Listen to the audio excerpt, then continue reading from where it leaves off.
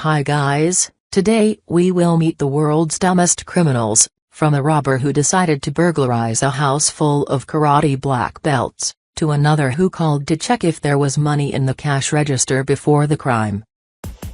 10 dumbest criminals in the history of mankind. 1. The robber who tried to rob a bank that had already closed. A bank robber was arrested in Liberty, Pennsylvania, USA, after police said he tried to rob a bank that had already closed for the afternoon.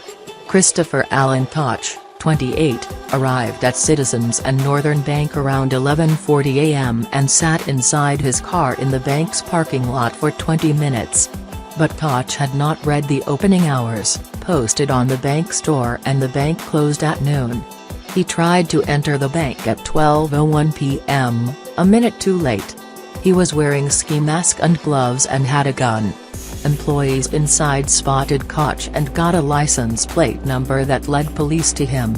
Koch was charged with criminal attempted robbery and possessing instruments of a crime. 2. The robber who decided to burglarize a house full of karate black belts. Manizales, Colombia may not sound like a capital of karate, but the Pan-American karate champion Christian Garces happens to live there, along with her instructors and fellow karate peeps. So when a burglar decided to invade his house in 2008 while every single one of Manizales' most badass appendage launchers was present, they sprung into action and beat the shit out of him before he could scream auxilio. The thief already had a bag and a laptop computer, 2 digital cameras and other items of value that he left behind before attempting to flee, but was apprehended by residents until police arrived. I don't think the thief was eager to continue robbing here, he was very scared, said Garces. 3. The robber who tried to fool police by playing dead at a funeral home. On 2008, a burglar broke into a funeral home in Burgosset, a small town just outside Valencia, and tried to fool police by playing dead, but 2 things gave him away. First, he breathed. Second, he wore grungy clothes rather than the Sunday best of those settling in for eternal rest. Neighbors living nearby alerted police when they heard the front door of the business being forced open in the middle of the night. Police officers arrived with the owner, and eventually found the suspect lying on a table in a glass-tinted chamber used for viewings of deceased people during wakes. The suspect's name was not released. Police said he had served jail time in the past for robbery. 4. The robber who called to check if there was money in the cash register before the crime. On 2008, police charged Daniel Glenn, 40, with robbing a convenience store in Windsor, Ontario, after he called ahead to ask the clerk how much money was in the cash register before showing up. The clerk alerted police, who arrested Glenn nearby.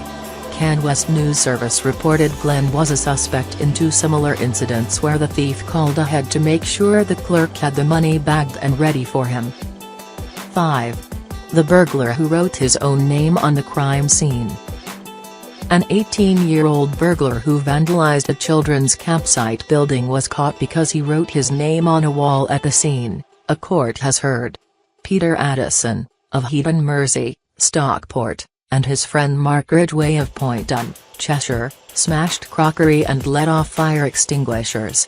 There are some pretty stupid criminals around, but to leave your own name at the scene of the crime takes the biscuit. Apart from writing his own name in black marker pen at the TOCH Centre in Adlington, Cheshire, Addison also left his gang's name on the wall, the Adlington Massive. 6. The robber who was defeated by a 95-year-old woman. Armed only with a screwdriver, a 95-year-old woman in a wheelchair kept a burglar from breaking into her home by repeatedly stabbing his hand. It was 3 a.m. when a 95-year-old Bartlesville woman heard somebody break the glass on her front door and push the door open. When a hand came inside and tried to unlock the door, she stabbed it. Again and again. The woman would not leave the door for fear the man would break in while she was calling for help. When police arrived, they found the bloody suspect passed out on the front porch with dozens of stab wounds to his lower arms and hands. The suspect, 46-year-old Robert Horsley, is in jail facing 1 count of first-degree burglary. 7. The robber who tripped and stabbed himself with the very knives he was stealing. A man running from a western Michigan store with stolen hunting knives hidden in his pants stripped, fell and stabbed himself in the stomach. The man had put about $300 worth of hunting knives in his waistband and tried to leave the store, but major employees confronted him and a scuffle followed. He then fell and was stabbed by the knives he had hidden in his clothing. The suspect was hospitalized after the attempted theft from a major incorporated superstore in the U.S. city of Grand Rapids and is expected to face a misdemeanor shoplifting charge, police say. 8. The robber who drove a stolen car to court. A 37-year-old man was charged with stealing a Lexus SUV after he drove it to court the day a jury decided whether to convict him in an unrelated auto theft charge. Police were suspicious after watching the San Francisco hairstylist walk to the car, parked in front of the courthouse, with keys in hand. The car also attracted attention as it had several Yorkshire Terriers mulling around it. The man was charged with receiving a stolen vehicle, receiving stolen property and charges of animal cruelty for leaving the dogs unattended in the vehicle. Meanwhile, the jury convicted the man of the original auto theft charge.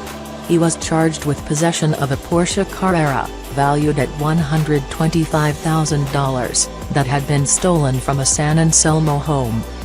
9. The burglar who stole, got drunk and got caught. A burglar who pinched a bottle of expensive champagne to celebrate after stealing money and jewelry was caught after he parked his car to sleep it off. Police were called out by worried passers-by who saw the 37-year-old man slumped behind the wheel of a car at the side of the road in Düsseldorf, Germany. Officers who woke him up checked his ID and found he was wanted for a string of robberies. A police spokesman said, "The officers couldn't believe their luck when they found out who he was. He even had the stolen goods from his latest robbery with him in the car. And we can also got him for drink driving as well." 10. The robber who broke into the home of a sword-wielding Olympic fencing ace. A burglar in Hungary climbed over a fence to rob a house only to be confronted by a sword-wielding Olympic fencing ace. Virginia Ujlicki, 23, was practicing her swordplay when she saw Paul Nagy, 43, clambering in through a window of her house in a posh suburb of Budapest. Within seconds and a few swift slashes of the sword, the crook was pinned against the wall, with the blade against his throat as the swordswoman reached for the phone and called police. They arrested the villain 20 minutes later, who had to be treated by paramedics for shock. Ujlicki said, "I wasn't scared when I saw him. It was good practice as I have a competition coming up this week."